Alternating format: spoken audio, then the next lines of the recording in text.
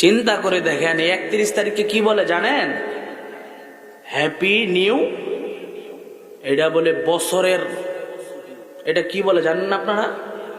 আল্লাহ, পুরা দেশের মধ্যে রিচার্জ করে দেখা গেছে এক বছরে যেই পরিমাণ বাংলাদেশের মধ্যে মদ, গাঞ্জা, ডেন্ডি, ইয়াবা, উইস্কি যত কিছু আছে, এক বছরে যত পরিমাণ সেল হয়, এই একদিন হ্যাপি নিউ ইয়ারের দিনে একদিনে তার চাইতে বাংলার সন্তানরা 3 গুণ বেশি খায়। বলেন সুবহানাল্লাহ। নাউজুবিল্লাহ তো কইতে চান না।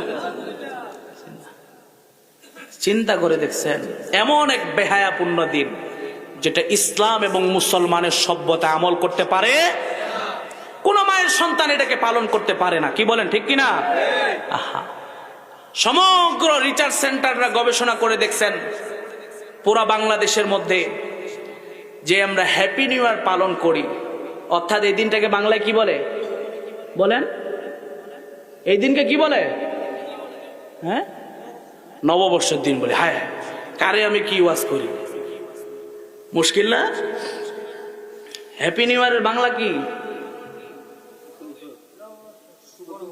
শুভ নববর্ষ, নতুন বছর। চিন্তা করে দেখছেন, রিসার্চরা গবেষণায় রিসার্চ করে দেখছে এক বছরে যেই পরিমাণ নারী ধর্ষিতা হয় না, এই একদিনে এত পরিমাণ নারী ধর্ষিতা হয়। বলেন না নাউজুবিল্লাহ। মুসলমানের সন্তান কিভাবে একজন মুসলমানের সন্তান হিসেবে সে এই হ্যাপি নিউ ইয়ারের দিনকে পালন করতে পারে? এটা আফসোসের বিষয় না? আফসোসের বিষয়। আহা, কেন তুমি এই দিনকে পালন করবা? পটকা ফুটায় মানুষকে কষ্ট দেও, রাতে মানুষদেরকে ঘুমকে হারাম করে ফেলো, তুমি নবীজির উম্মত দাবি করো, ঠিক না? না আছে কোন রাসূল কারীম সাল্লাল্লাহু আলাইহি সাল্লামের ভালোবাসা, না আছে কোন সুন্নত তরিকা সিস্টেম।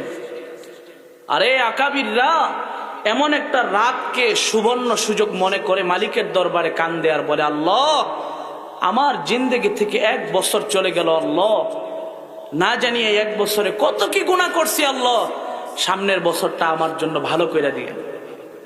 আর গুনাহগাররা 1 বছরে কি করছি না করছি হেডি বাদ, আজকে দিয়েই শুরু, আজকে দিয়ে কি করলাম? শুরু করলাম। যুব সমাজ এটি আমল করবেন আপনারা? না, করবেন না, কেউ করবেন না। এই অবস্থায় যদি আপনি মৃত্যুবরণ করেন, আল্লাহ যদি রহম না করে, আপনি কোনোদিন জান্নাতের আশা করেন না। বুঝে আসছে কথা?